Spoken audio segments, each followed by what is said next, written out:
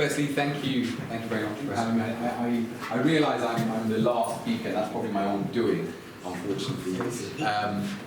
So hopefully I'll try to keep this as engaging or as informative as I possibly can, based on some of my experiences, not just on the pay gap, but more wider around diversity inclusion. And actually I'll give you some experiences around the Telegraph. So I used to work for EY before. I was head of diversity for Ernst & Young. And before that, I was head of diversity for the police service for many, many years, almost 12. So the first thing, I guess it's why or what. Let me start with the Telegraph's journey in this area.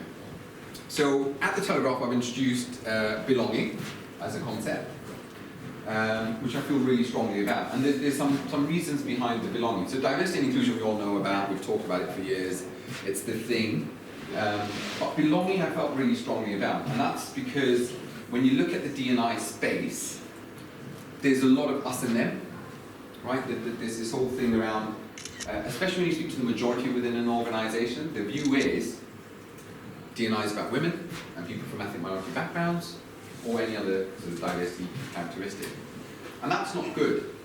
And why that's not good? Because we've come on a journey, and this journey that we've come along, we've done the best. I mean, people who've been doing D&I, either you have a passion for it, you have some sort of affiliation, and it's taken us to where we are. But really and truly, any progress further from this, we need the support of the majority. That's the truth. And unless we have the majority supporting that, we're not going to make progress. And I don't mean the majority by almost allies or individuals who are there, step in and fight our cause.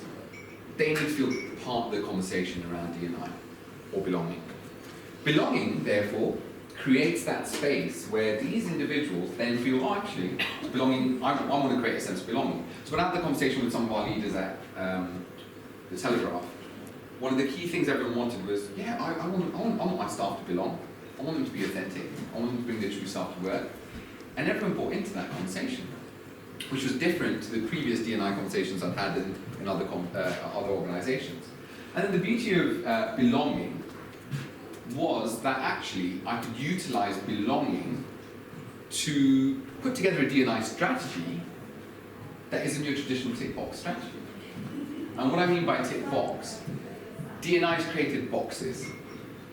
We have boxes that we need to fit people into. And those boxes are so dangerous, and I'll come on to the pay gap and the ethnicity pay gap.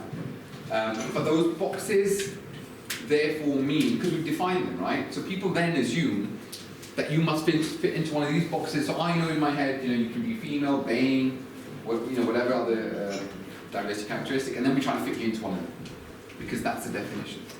But actually, people are individuals, intersectionality, and we have so much more to us than that one characteristic. Now, unless we capture that in a way that allows people to be authentic, all we're doing is the D part of diversity. And that's not useful, right? Because you could have diversity, and data is another big thing on this. You could have diversity data that shows that you've got X percentage of BAME staff, X percentage of women. What does that prove? You've got them. Are they happy? Do they feel included? Do they feel they belong? Are they going to stay? And therefore, the conversation has to start moving across into the belonging space of how do you create this sense of belonging? Because what does belonging result in? Well, there's research which my previous organization, EY, have done. It's online. If people have a sense of belonging, 3.5 times more productive. If people have a sense of belonging, they're more likely to feel that trust within a team. They're more likely to be themselves. But actually, do you know what else belonging does? It breaks group thinking. Others, the majority, then think, oh, okay, it's all right to bring my true, authentic self to work. And they start doing that. So this group thinking mentality that, because even the majority, and I use the phrase majority because it could be anything in any organization, but the majority then don't feel that they have to align to a certain way of behavior. Because people do feel that. There's cultures within organizations. Financial services where I worked before, there was a culture. Everyone aligned to it, regardless of whether you were white, black, Asian, whatever it was. That was the culture. It wasn't, I would not define it as a predominantly white male middle-aged culture. No, it was the culture of financial services. But to break that down, we needed everyone to be championing this belonging and bringing their authentic self to work. So that journey started for us at the Telegraph, and we don't have a strategy. That's the interesting thing. We don't have a D&I strategy, defined strategy, because I didn't want people to tick boxes. Because if I had a strategy with key objectives that I wanted them to achieve, what would have ended up happening is, it would have gone someone that would have thought, oh, this is the D&I, oh, yeah, D&I, I'll do that, and I'll file that away for the rest of the year. So instead, we have enablers of D&I.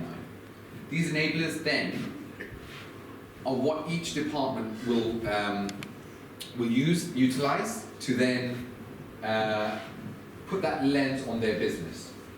And how I've done that is I've moved away from diversity being a HR policy. For those of you on LinkedIn, I did an article on diversity not being a HR policy, because there's a perception that diversity is some sort of policy, right, and it sits in HR.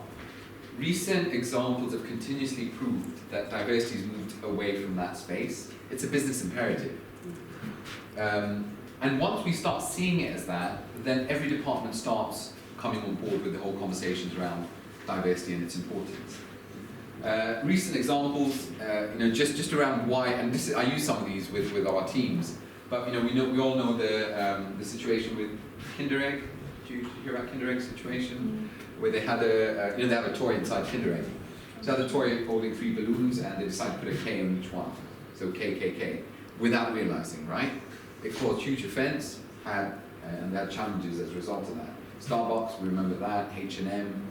And more recently, I was reading an article only the other day that some of these driverless cars that we're all sort of trying to work on, or technology for driverless cars. A piece of research done in the States, the technology behind the driverless cars, if you're of darker skin, 20 times less likely to be picked up by driverless cars.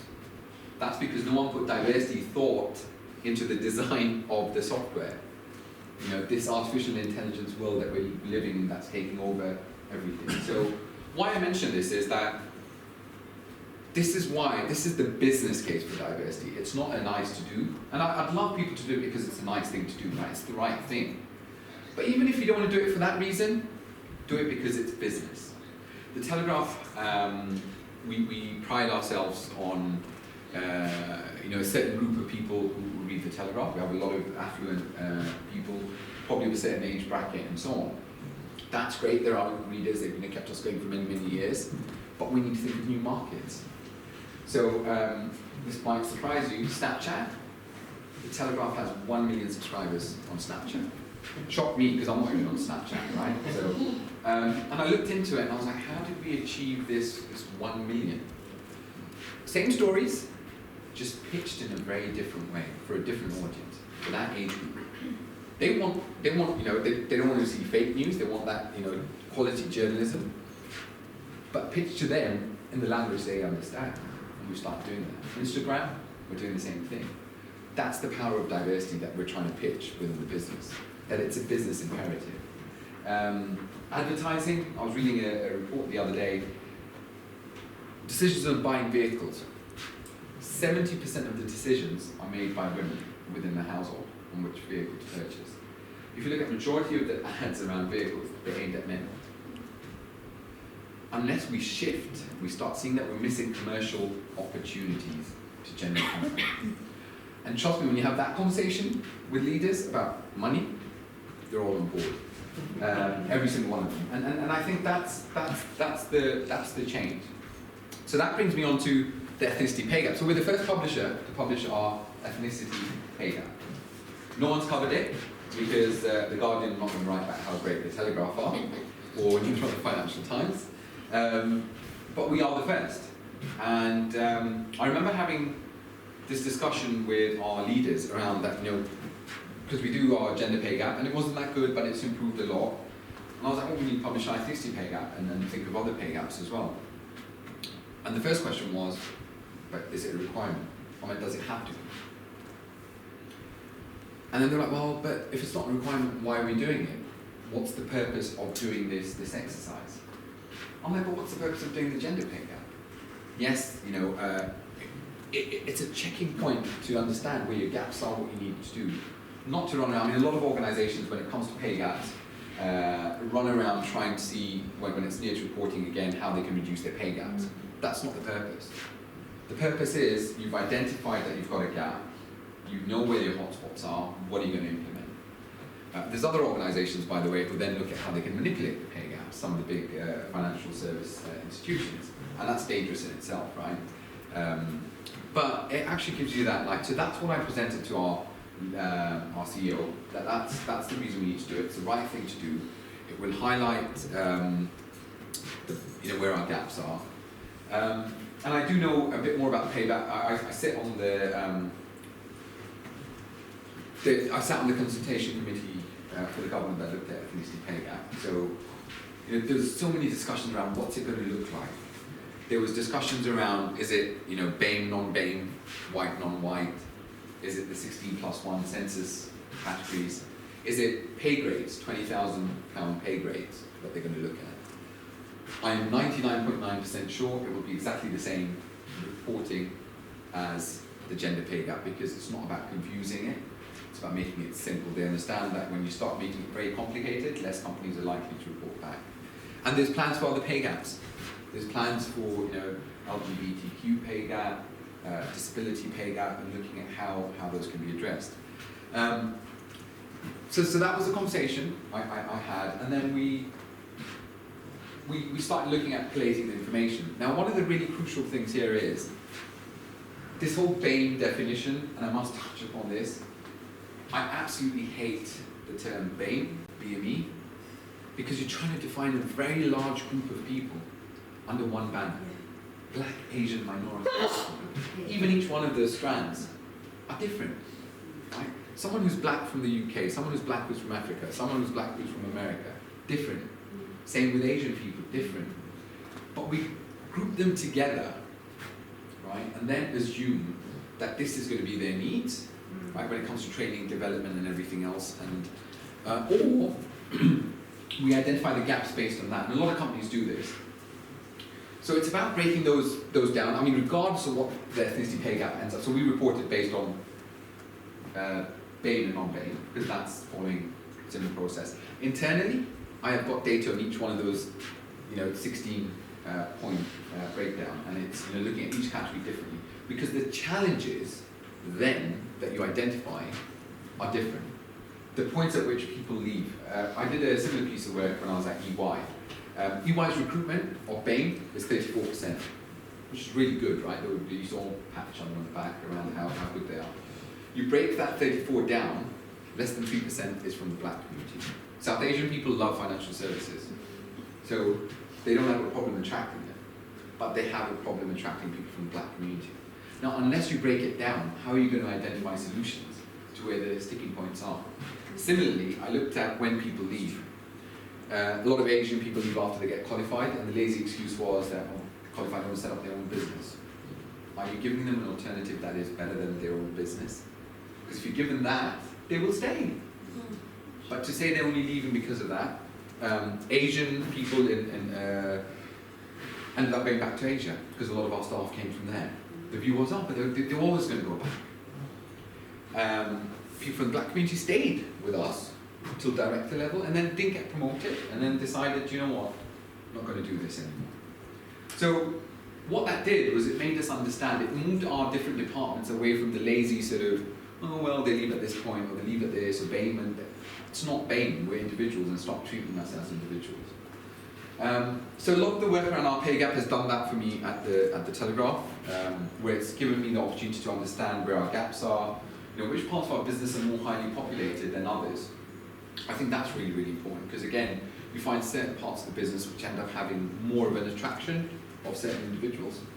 And it's really given that lens to allow us to break that down further and to understand what needs to be done. However, the other big piece around pay gaps, and I saw this with the gender pay gap, but this pay gap I'm even more concerned about, is the whole thing. So like there's some big companies whose pay gap has gone up rather than going down. And when you look at a lot of that, and then they'll give you all sorts of reasons, right, on their websites and stuff. But one of the biggest reasons is, back to this whole thing around the D piece, right? People look at the recruitment, we need to get more women in. We need to get more women, we need to hire, let's do 50-50 shortlist, and I'll talk about 50-50 shortlist. But we do this, do that, get more women in. But you're not retaining them. So what's the point? You'll be struggling with the same thing over and over again. Or there's not enough talent. So with the Bame or ethnic minorities, you always hear that, well actually, there's no ethnic minority talent. What are you doing to go find them? And it's not about finding them necessarily just one step below you, because that's the usual excuse, right? It's not at director level, so how are we going to make anyone partner?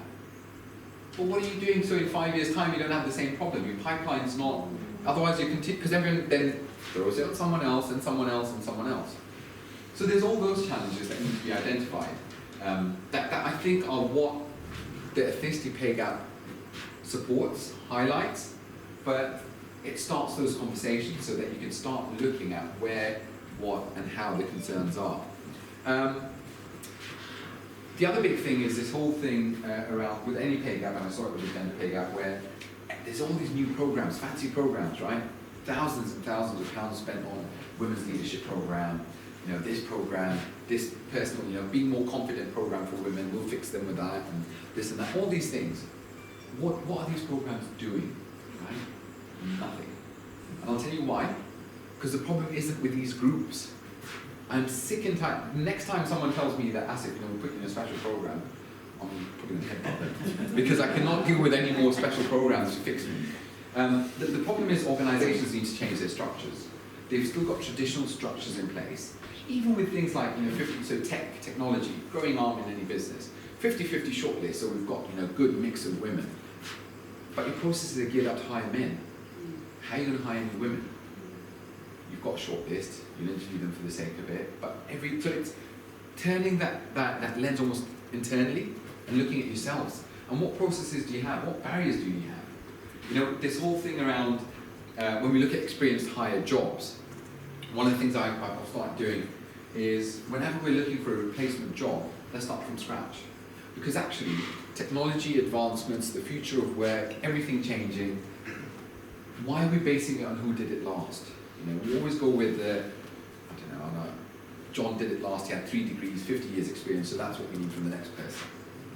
Let's start changing that to then be actually, what do we need this job to do? What's the future of that role? What's it going to look like in X years time? And let's start recruiting for that. There's a lot about promotions as well, and the amount of times, especially in my policing career, and Barry knows a lot of this, but the amount of times I was told, oh, don't worry, next time you'll get through. I mean, that next time I'm still waiting for, and I've now left policing. Why are we doing that? In this age of when there is talent, these assessment processes we bring about, are they working for us? And one of the things I really, really, really do look up to in policing is this whole thing of acting up to the role above you, or having the opportunity to be in a position higher. Why don't we do that? Why don't we take risks with those individuals? So why don't we promote temporarily for a year someone who's not there yet, might be in a few years' time, but give them the opportunity?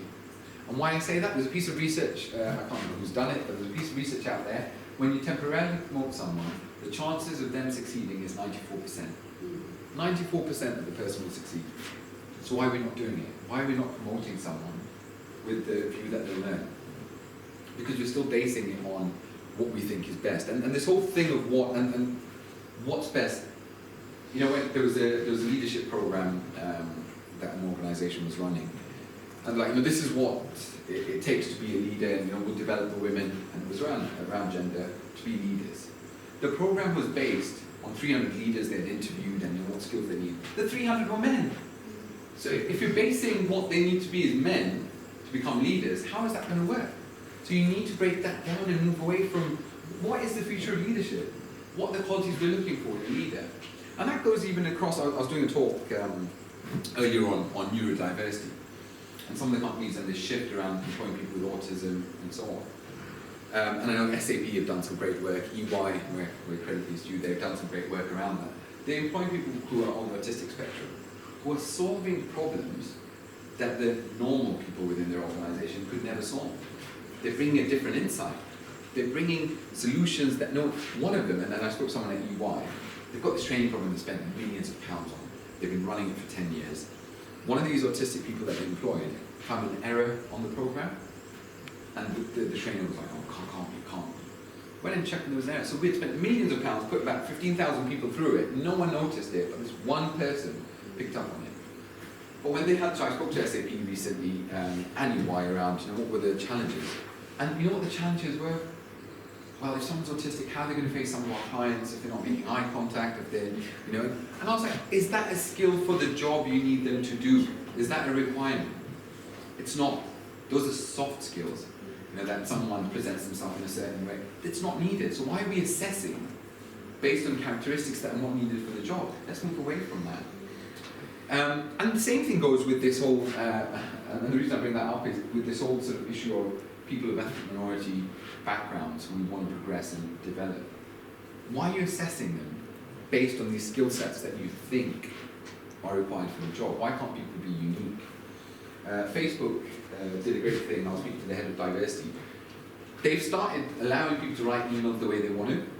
So there's none of this dear sir, dear so-and-so, how are you, any formal bits there. They let people be them. And it's doing great wonders for their staff feeling that they belong. Have you seen Facebook's Facebook for Workplace thing? So we have it, it's like within companies they have the Facebook. So I was speaking to the same lady and she was telling me that they have a workplace group in Facebook that's about sharing your salaries, and people put up their pay slips. And I thought, wow, people are putting up their pay slips, but that's how confident they are on their fairness. Now, why pay slips, and why bring up pay slips? When we come to hiring, one of my other biggest frustrations is pay negotiations, right? Or talking about pay. You never know. Companies don't give away pay, very few do. And the usual question that everything's based on is, how much do you currently earn on your last job? If you're from an ethnic minority background, the chances or likelihood of you having a really high paid job before are not that high. So why are you basing what you're going to pay me on what I got before? Otherwise, I'm continuously going to be in that negative path. Plus, I might think it's great because it's more than what I'm currently on. I join. 2 weeks in, I'm sitting next to someone, and people talk, and I ask them how much they're being paid, and they tell me they're getting 20,000 more than me. I am not going to stay with the company, right? I'm going to leave. And you lose talent. So why are we not telling people what the average pay for a job is?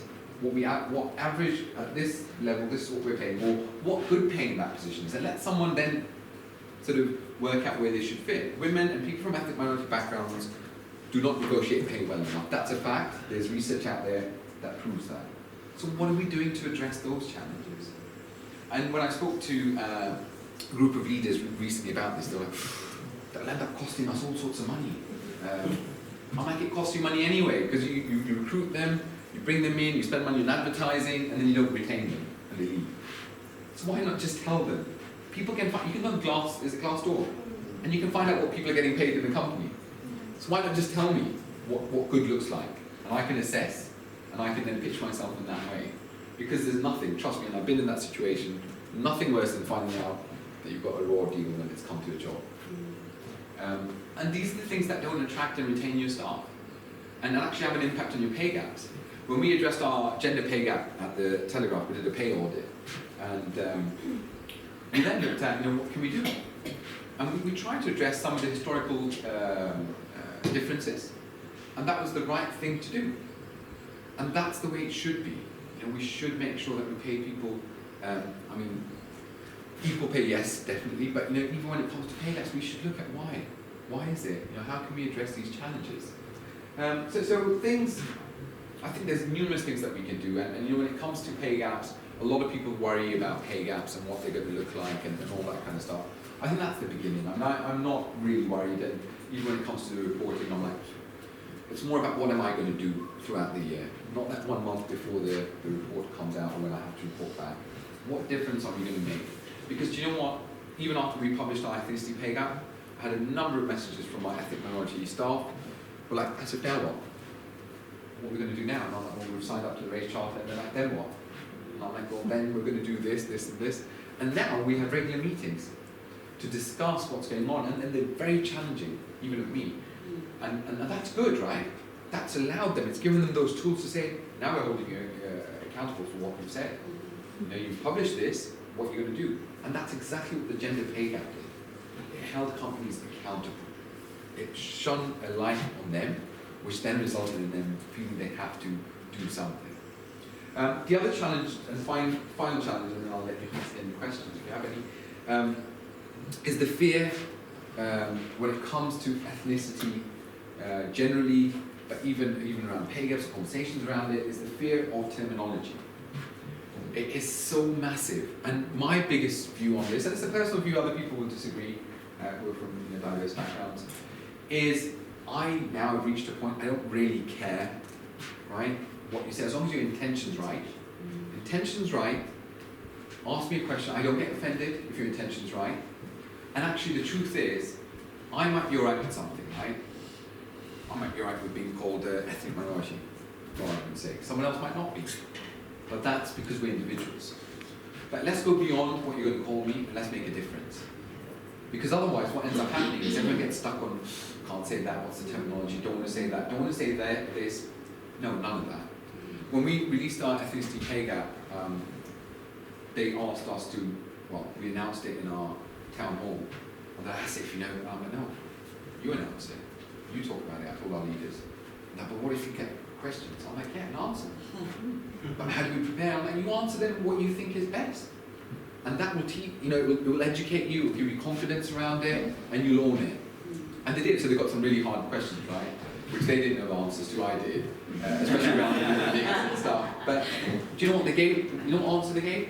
So one of the questions was around what's the makeup with the different departments, and then our CEO said, I don't know, but I'll find out. Now that we've highlighted, I'll find out. And guess what? He's going to learn. Because I could have told him that, and he would have probably not really acknowledged it. But because someone asked him, he then wanted to find out. And it was then important to him. And he felt confident then. And he went back and actually emailed this individual and said, yeah, this is what it is.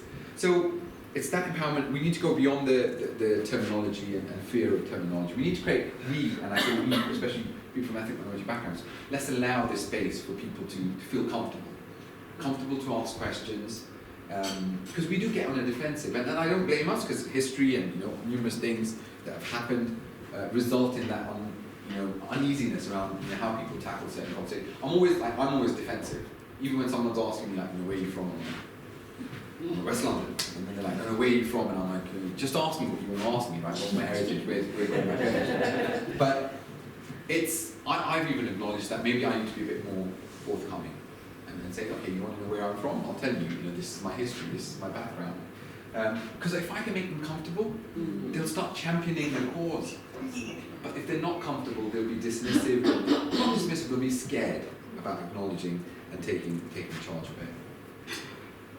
Hopefully that gives you a bit of introduction to my thought process around some of these challenges that we're facing.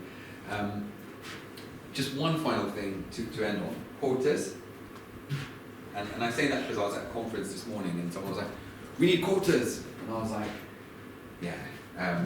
So I'll be honest with you, I'm happy to be a quota. I've been doing this for so long. If someone even said, Asif, we're only going to promote you because you're an ethnic minority, I'll go for it. Don't care. Doesn't bother me. Right? I can deal with anyone saying anything now.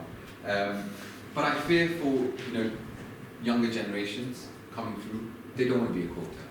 They want to achieve because they're good. And I'm not saying I'm not good, but they will not. If they become a quota, it'll be uncomfortable for them.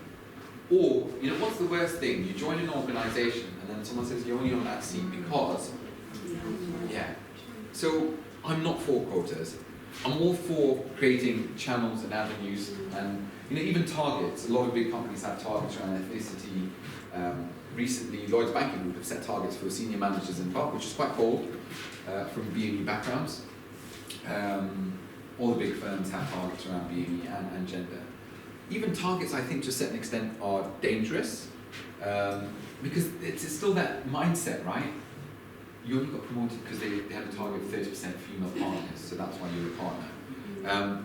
My big thing, and this is just a personal thing, is what we need to do is, yes, have targets, but targets to the start line. What I mean by start line, if you've got a partnership process or a promotion process, have a target of how many diverse individuals you're going to bring to that beginning of that process. Bring me there, I'll run the race. I don't need anyone to run it for me. but give me that opportunity to get there, to the start line. And then, when you get promoted, then no one can turn around and say, well, you were a target. No, I was a target to get into the process. I won that race by myself. No one pushed me. And that's one of the things I strongly believe in, that's the kind of environment that we need to create for the future. Hope that was useful. It gives you a different perspective on my take on things. And yeah, happy for any questions. Thank you, Asif. That was very helpful, very interesting again. Excellent way to finish off the afternoon.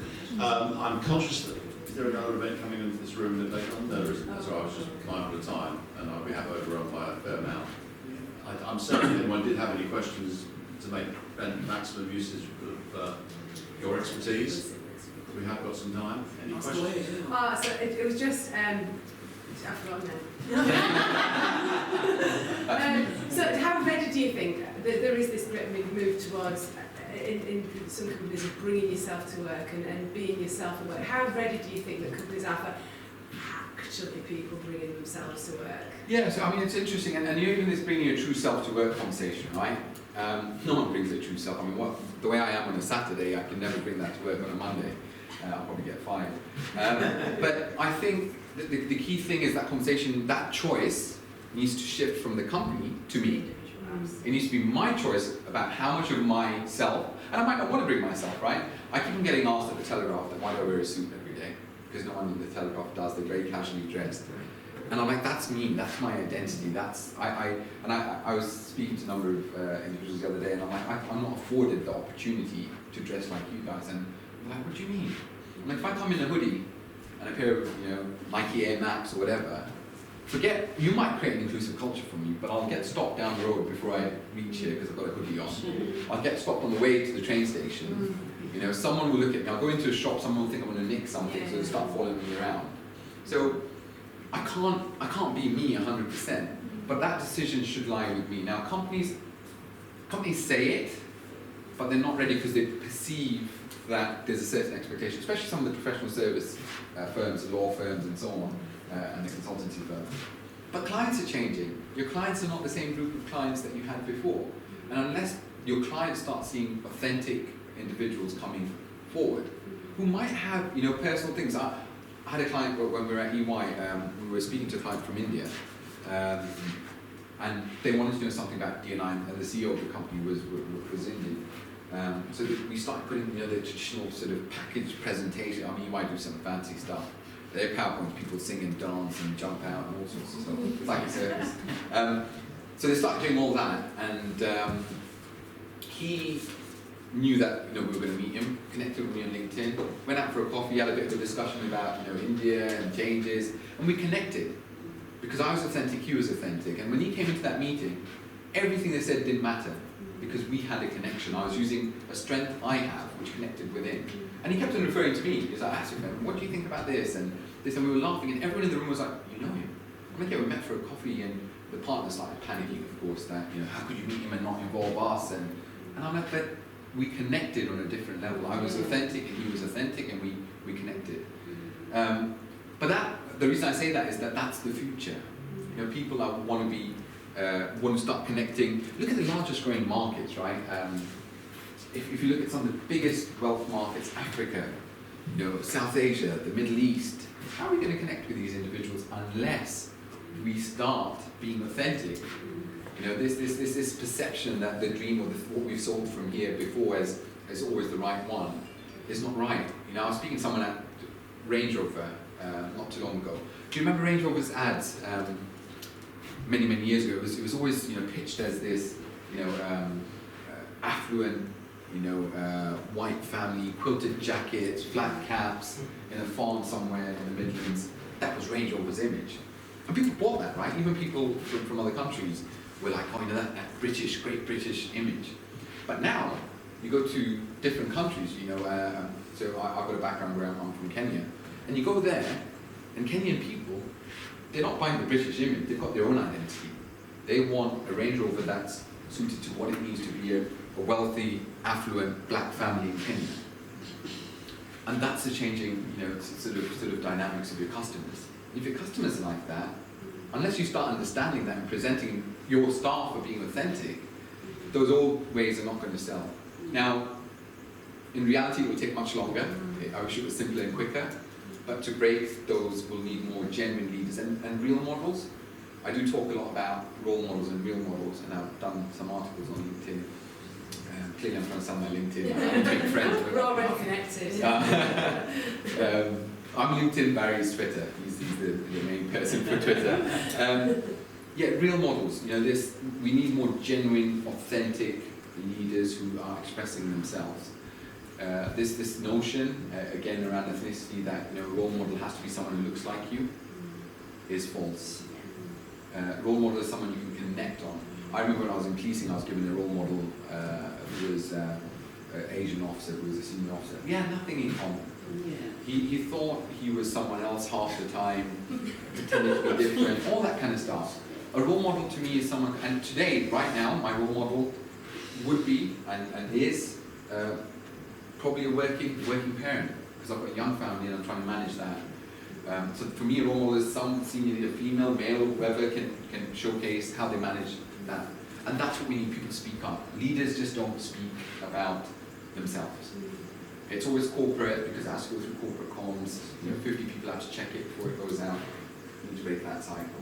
That's when others will believe they can bring their authentic, true selves.